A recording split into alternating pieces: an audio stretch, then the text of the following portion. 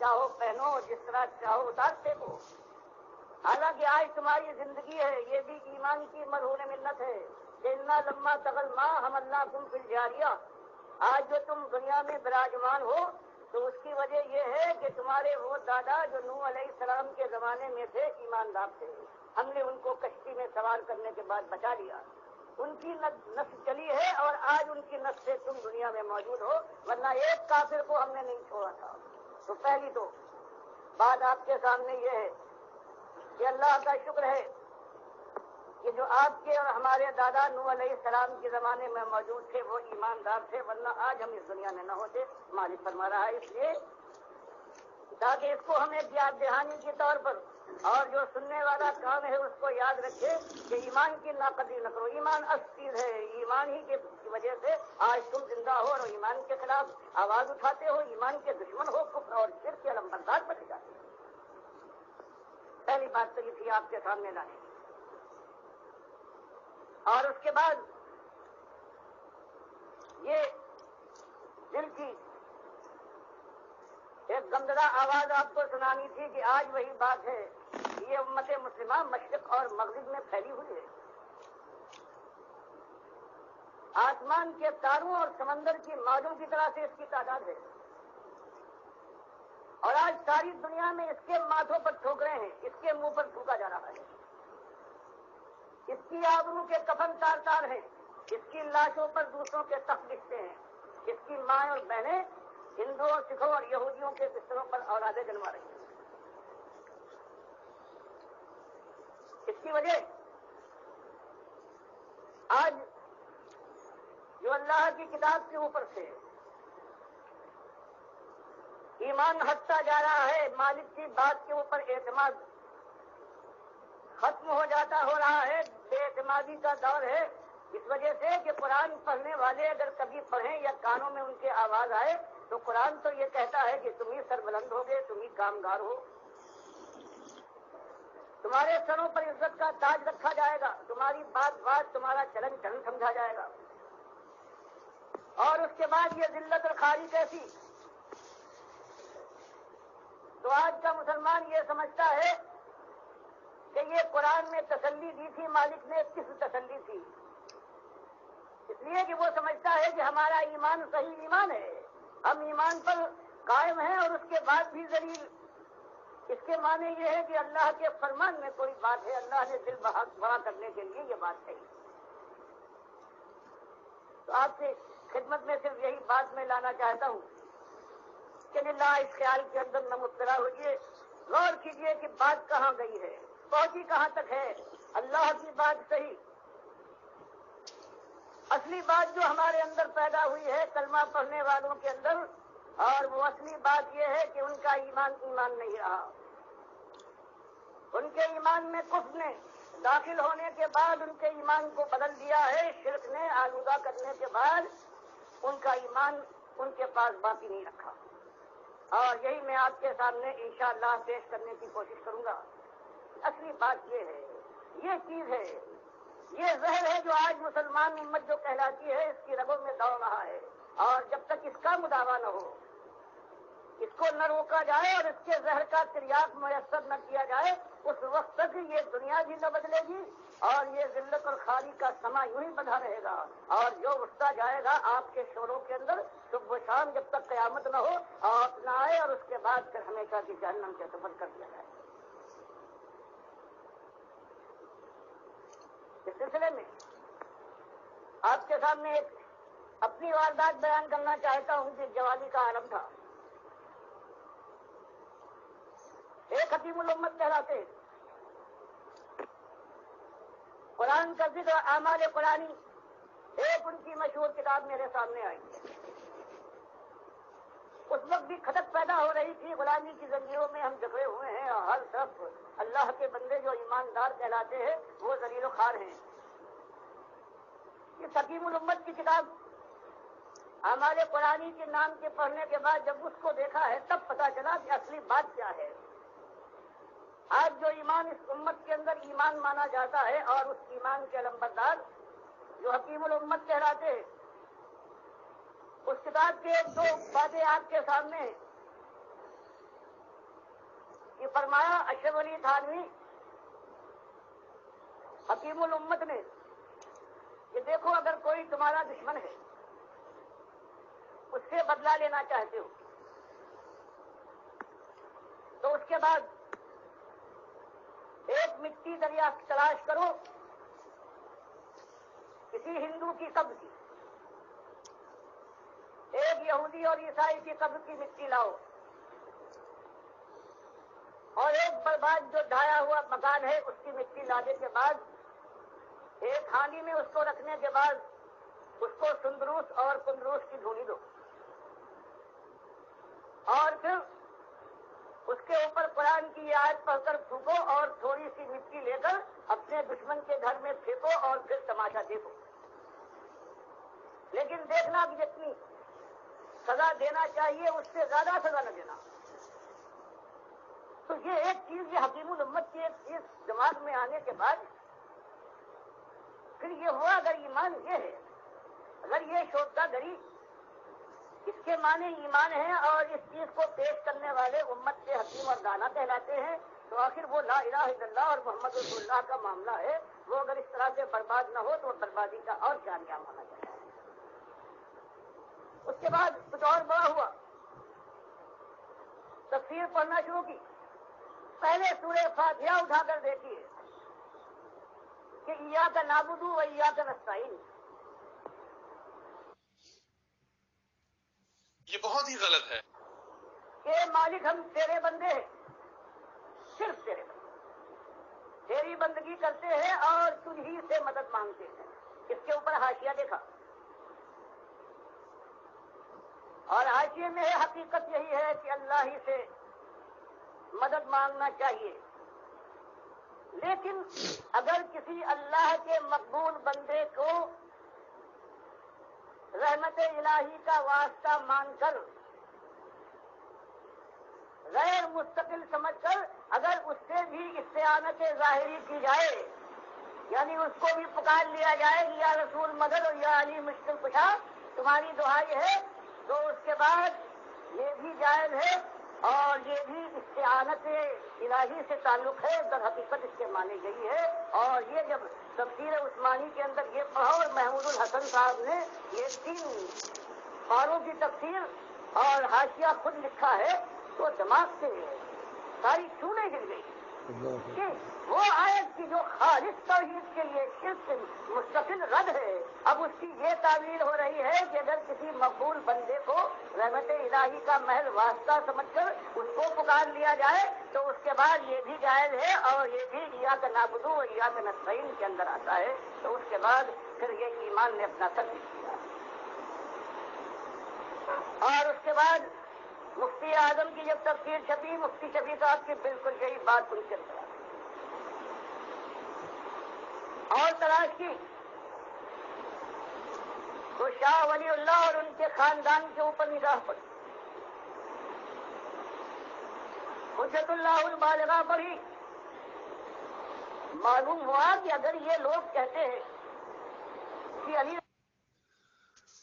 میرے پیارے بھائیوں، یہ آواز ہے ڈاکٹر مسعود الدین عثمانی رحمۃ اللہ علیہ کی، کہ یہ ایمان کی دعوت کس انداز سے اٹھی اور کس طرح آگے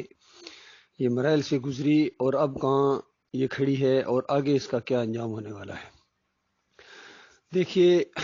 ڈاکٹر عثمانی رحمۃ اللہ علیہ نے ان کے عقائد کے اوپر انگلی رکھی کہ دیکھو اصل مسئلہ عقیدے کا مسئلہ ہے، یہ تمہارا اصل جرم ہے قوم کے لوگوں، جب تک اس کو حل نہیں کرو گے تمہارا کوئی مسئلہ حل نہیں ہو سکتا ہے، کوئی تبدیلی نہیں آ سکتی ہے اور جہنم کی آگ سے تم نہیں بچ سکتے ہو۔ تو اللہ کے بندو، یہ جماعت آگے بڑھ رہی تھی اور اس سے زیادہ حیرانگی اب ہوئی ہے کہ یہ ابھی 30-35 سال ہی نہیں گزرے ہیں کہ اس جماعت کے اندر پھر شیطان نے وار کیا اور پھر شرک کے انجیکشن دے دیے، جس کے خلاف یہ آواز اٹھی تھی، توحید کی آواز، شرک کے خلاف، کفر بالطاغوت، طاغوتوں کی نشاندہی کی گئی تھی، اس جماعت کا لیڈر محمد حنیف خود طاغوت بن گیا۔ کتنا بڑا شدید وار ہوا ہے اس جماعت کے اوپر، اور اس ماحول کے اندر ابلیس نے اپنا کیا معاملہ کیا ہے۔ اور ابھی چند دن پہلے ہم نے اسی دعوت کو جو عثمانی رحمۃ اللہ علیہ نے جس انداز سے اٹھائی تھی، ہم نے کل پاکستان دعوت اللہ کا ایک دورہ کیا اور لوگوں کو کے ساتھ ملاقاتیں کہ جو اس دعوت کو سمجھتے ہیں، حق سمجھتے ہیں، وہ ہمارا ساتھ دیں، ہم ان کے ساتھی بنے، وہ ہمارا ساتھ دیں۔ تو سب سے زیادہ مخالفت اور سب سے زیادہ اگر نفرت کی نگاہ سے کسی قوم نے یا کسی مسلک نے اس پروگرام کو دیکھا ہے تو وہ یہ ہیں، یہ محمد حنیف کے ٹولہ ہے یا یعقوب علی اور سردار دائیوں کا یہ گروپ ہے، یہ جو باغیوں کے گروپ ہیں یہ انہوں نے نفرت کا اظہار کیا ہے، ان کی باتیں بھی ہم تک پہنچی ہیں، اور سب سے زیادہ مقابلہ کرنے کے لیے مفتی مناظر باز آیا ہے فیاض محمود باجوہ، اور آ کے اس دعوت کا راستہ روکنے کے لیے، اس نے مقابلے کے لیے مقابلہ مناظرہ کرنے آیا ہے اس دعوت کا۔ اور جب میں نے قرآن کی چند آیتیں پڑھ کر اس کے سامنے یہ معاملہ رکھنا چاہا کہ دیکھو کہاں کھڑے ہو، کس انداز سے یہ دعوت اٹھی تھی، تمہیں تو چاہیے تھا کہ ساتھ دیتے اس دعوت کا، کسی نے اس دعوت کا اس انداز سے ساتھ نہیں دیا ہے، بلکہ مخالفت میں ہی بیانات آتے رہے ہیں، چاہے یہ فتح والا مختار ہو یا یہ یہاں لاہور کا ایک ریاض ہے، وہ بھی اس طرح انگارہ بنا ہوا یہ پہنچے ہیں وہاں ہمارے سگیم مرکز میں۔ اور جب آگے سے ایمان خالص اور توحید کی کڑاکے کی دعوت جب ان کے سامنے آئی ہے تو دم دبا کے بھاگے ہیں، 4 مرتبہ اندازہ لگائیے، بھاگے پھر واپس آتے تھے۔ ہم بلایا جاتا تو مولوی صاحب کھانا تو کھا کے جاؤ، آپ تو کھانے کی شوقین ہیں، کھانا چھوڑ کے جا رہے ہو، اسپیشلی آپ کے لیے پکایا، پھر کھانے کی وجہ سے واپس آ جاتے، ظاہری بات ہے پھر بیٹھتے، پھر بات شروع ہو جاتی تھی، پھر برداشت نہیں کرتے تھے توحید کی اس دعوت کو، ایمان خالص کی اس دعوت کو، پھر بالکل اسی طرح جس طرح اللہ نے قرآن میں نقشہ کھینچا ہے کہ یہ اس طرح اس دعوت سے بھاگتے ہیں جس طرح جنگلی گدے، یہ جو زبرا ہوتا ہے یا جنگلی گدے ہوتے ہیں، شیر کو دیکھ کے یہ بھاگتے ہیں، بالکل اسی طریقے سے یہ بھاگے ہیں، اور سمجھتے ہیں کہ اپنی اس دھونس سے یہ اس دعوت کا راستہ روک دیں گے، کبھی نہیں ہوگا۔ یہ دعوت آگے بڑھ رہی ہے، الحمدللہ اللہ تعالیٰ اس کو مضبوطی عطا فرما رہا ہے، مخلص ساتھی اس کی طرف آ رہے ہیں۔ باقی جو کچرا ہے، جو تھوڑا بہت جس طرح نکلتا ہے، گند نکلتا ہے، اس سے ہمیں پرواہی کو نہیں ہے، وہ تو اللہ کا شکر ادا کرتے ہیں گند نکلا ہے، اور جو اس دعوت کی طرف آتے ہیں وہی مخلص ہمارے بھائی ہیں، اور ہم تو اس ارادے سے اٹھے ہیں کہ ایک ہاتھ بھی اس دعوت کا ساتھ نہ دے، ایک زبان بھی ہم آواز ہونے کے لیے تیار نہ ہو، تب بھی یہ دعوت انشاءاللہ اسی انداز سے گلی کوچوں کے اندر، بازاروں کے اندر، گلیوں کے اندر اسی شان سے یہ آگے بڑھے گی انشاءاللہ۔ اللہ اس کو مضبوطی عطا فرمائے گا، مخلص لوگ اس کا ساتھ دیں گے، یہی اس راستے کے ہمارے ساتھی ہیں، ہمارے مومن بھائی ہیں، اور انہی لوگوں کو ڈاکٹر عثمانی رحمۃ اللہ علیہ اپنا بھائی کہا ہے، ان کے لیے دعائیں کی ہیں کہ اس طرح جالے اٹھیں، اللہ کی توحید کا آواز بلند کریں، گلیوں کوچوں کے اندر مسلمانوں کو احساس دلائیں کہ تمہارا اصل جرم یہ شرک ہے۔ تو یہ معاملہ اللہ کے بندو، تمہارا کیا جاتا تھا اگر اس دعوت کا تم ساتھ دیتے؟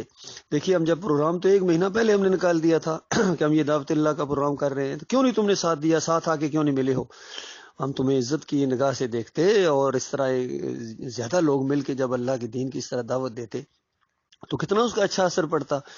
تو بہرحال یہ تو اپنی اپنی قسمت کی بات ہے، ساتھ نہیں دو گے تب بھی یہ دعوت آگے بڑھے گی، ساتھ دو گے تب بھی یہ دعوت آگے بڑھے گی، تمہاری محتاج نہیں ہے، اور اللہ بے نیاز ہے۔ اگر تم اس دعوت کا ساتھ نہیں دیتے ہو تو یاد رکھنا تم کچرا ہو اللہ کی نگاہ میں، بالکل کچرا، اور اس دوسرے کچرے سے زیادہ بڑے مجرم ہو، بریلویوں دیوبندیوں والے حدیثوں سے بڑے زیادہ مجرم ہو، کیونکہ وہ تو ابھی شرک ان کے اندر ہے، وہ تو ایمان کی طرف اگر نہیں آئے ہیں، یا امید ہے اللہ تعالیٰ ان کو بھی ہدایت دے گا، کتنے لوگ نکل کے آ رہے ہیں، آئیں گے اور بھی انشاءاللہ،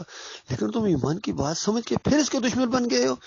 اسی انداز سے ڈاکٹر عثمانی رحمۃ اللہ علیہ قوم کو کہہ رہے ہیں کہ جس ایمان کے آج دشمن بن گئے ہو، اسی ایمان کی وجہ سے تو تمہارے بڑے بچے تھے، وہ جو کشتی میں بیٹھے تھے، یہ اللہ تعالیٰ نے ایک انسانوں کو یہ ایک ریفرنس پوائنٹ بنایا کہ ایمان کے دشمنوں،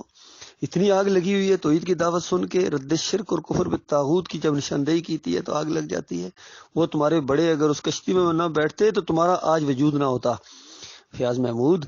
اور محمد حنیف اور سعید احمد اور انیس الدین اور منور سلطان اور قاری خلیل الرحمان اور عتیق الرحمان، بے ایمانو تمہارا وجود نہ ہوتا۔ آج یہاں اختر بیگ، یہ سارے کے سارے ایمان کے دشمن بن گئے ہیں۔ اللہ تعالیٰ ان کو سمجھ دے، اور مالک کی اگر مشیت میں یہ ہے کہ ان کے حصے میں ہدایت نہیں ہے تو مالک کا ایسا عذاب ان کے اوپر ہے کہ چیخ اٹھیں، کیونکہ اس طرح ایمان کے ساتھ دشمنی اللہ کے ساتھ کیا جرم ہے ہمارا بتائیے؟ صرف اتنی بات کہہ دیں کہ سجدے کا حقدار صرف اللہ ہے، اتنی بات کہہ دی ہے تو ان کو آگ لگ گئی ہے کہ خاندان یعقوب علیہ السلام نے یہ شکر گزاری کا سجدہ کیا تھا اللہ تعالیٰ کو، ان نعمتوں اور برکتوں کی وجہ سے جو اس خاندان پر اللہ نے کی، یہ سجدہ تعظیمی نہیں تھا، یہ یوسف علیہ السلام کو سجدہ نہیں تھا، اللہ کی ضمیر اللہ کے لیے ہے، اللہ کے لیے۔ اس طرح ڈاکٹر عثمانی رحمۃ اللہ زور دے کے بیان کیا کرتے تھے، اور یہ بھی ساتھ کہتے تھے کہ جن کا ایمان خراب ہے، پہلے فتویٰ لگایا. دیکھیے یہ بھی ہو سکتا تھا کہ ڈاکٹر صاحب کہتے ہیں کہ جو یوسف علیہ السلام کو سجدہ مانتے ہیں ان کا ایمان خراب ہے، یہ بھی ہو سکتا تھا، لیکن اس طرح نہیں کہا. اس طرح کہ جن کا ایمان خراب ہے، یعنی دماغ کے اندر ان کی خرابی ہے، شرک ہے، تب وہ اس طرح تفسیر کرتے ہیں کہ یوسف علیہ السلام کو سجدہ ہوا. اور اس گفتگو کے اندر بھی فیاض محمود باجوہ ابھی تک اسی پر ڈٹا ہوا ہے کہ لاہو کی ضمیر اگر یوسف علیہ السلام کی طرف بھی لے جائے تو پھر بھی کوئی حرج نہیں ہے. یہ تفسیر اس طریقے سے بھی کرتا ہے بے ایمان. اور اس کی تحریر موجود ہے جس کے اندر بدر زمان صدیقی کے بھی دستخط ہیں، یعقوب علی کے سب کے دستخط اس کے اندر موجود ہیں. انہوں نے ایمان کی اس بات کو اس طرح لاہو کی ضمیر کو دوسری طرف پھیر کے شرک کا دروازہ کھول دیا. اور محمد حنیف اس کے اندر داخل ہو گیا، سعید احمد اور انیسدین سارے اس کے اندر داخل ہو گئے. تندراتے دوڑ کے گد جس طرح مردار پر جاتے ہیں، اس طرح شرک کے ایسے یہ شوقین تھے. جس شرک کا کلا کما کیا گیا تھا ڈاکٹر عثمانی رحمۃ اللہ علیہ کے ذریعے. پھر فیاض صاحب کہتے ہیں کہ بادشاہ کے سامنے سر جھکانا تکریم کے لیے یہ اللہ نے رکھا ہے، اور شرک کہاں سے آ گیا. اس پر ہمارے چودھری سلمان چیخ اٹھے کہ یہ کیا کہہ رہے ہو، میں ایک بال کے کونے کے برابر بھی کسی دنیا کے بادشاہ کے سامنے اپنا سر جھکانے کے لیے تیار نہیں ہے. تکریم کے لیے صرف اللہ کی ذات ہے. تو اس انداز سے یہ دعوت سامنے آ رہی ہے، اللہ کے بندو تمہیں نہیں سمجھ آ رہا ہے، تمہارا یہ جو سر ہے نا، یہ خناس سے بھرا ہوا، کفر شرک سے بھرا ہوا، یہ جھکے گا بادشاہوں کے سامنے، ہمارا سر نہیں جھکے گا کسی، چاہے ہمارے سامنے پھانسی کے دروازے کھڑے کر دیے جائیں، سولی پر لٹکا دیا جائے، تب بھی یہ سر اللہ کے علاوہ کسی اور کے سامنے نہیں جھکے گا. جس طرح اس کے عقیدے کے اندر ہی خرابی آ رہی ہے. اللہ تعالیٰ ایمان خالص کی اس بات کو آگے بڑھائے گا. مالک ہمارا محافظ ہے، ہم نے تو اس راستے پر اپنا قدم ڈال دیا ہے. جو ساتھ دے گا اپنا بھلا کرے گا، اور جو نہیں ساتھ دے گا اور پیچھے ہٹے گا یا کیڑے نکالے گا یا اعتراضات کرے گا، الزامات لگائے گا، تو کوئی نئے نہیں، اس سے پہلے یہی کچھ ہوتا رہا، ہمیشہ یہی ہوا ہے. اور یہ جب یہ کرو گے تو اس کا ہم مقابلہ کریں گے اللہ کی مدد سے. یہی جہاد ہے، جہاد کبیر ہے. اللہ تعالیٰ اس پر جمائے رکھے. اللہ تعالیٰ ایمانداروں کو اکٹھا کرے. جو بھی مخلص مومن اکٹھے ہو جاؤ. اللہ کے بندو یہ تمہیں پلیٹ فارم مل گیا ہے ایمان خالص کا. یہ جو جماعت دوبارہ منظم ہو گئی ہے محمد حنیف کے شرک کی وجہ سے، جب اس کو پیچھے ہٹایا گیا، پہلے موقع دیا گیا، سمجھایا گیا، لیکن نہیں سمجھا ہے، اور اس نے اپنی انا اور ضد کا مسئلہ بنا لیا، تب اس کو پیچھے ہٹا کے جماعت اپنے اصلی مشن کے اوپر رواں دواں ہے. الحمدللہ وہی انداز ہے، وہی طریقہ کار ہے، اس کے علاوہ ہمارے پاس کچھ نہیں ہے، کیونکہ یہ قرآن و حدیث ہے، یہ حق ہے، اور حق کو یہ حق پہنچتا ہے کہ اس کو مانا جائے، اس کا ساتھ دیا جائے. اور باطل باطل ہے. باقی جتنے یہ مسئلے ہیں سارے باطل کے اوپر ہیں، شرک کے اوپر ہیں، ان کی کوئی حیثیت نہیں ہے دین کے اندر. اللہ تعالیٰ غور و فکر کرنے کی توفیق عطا فرمائے.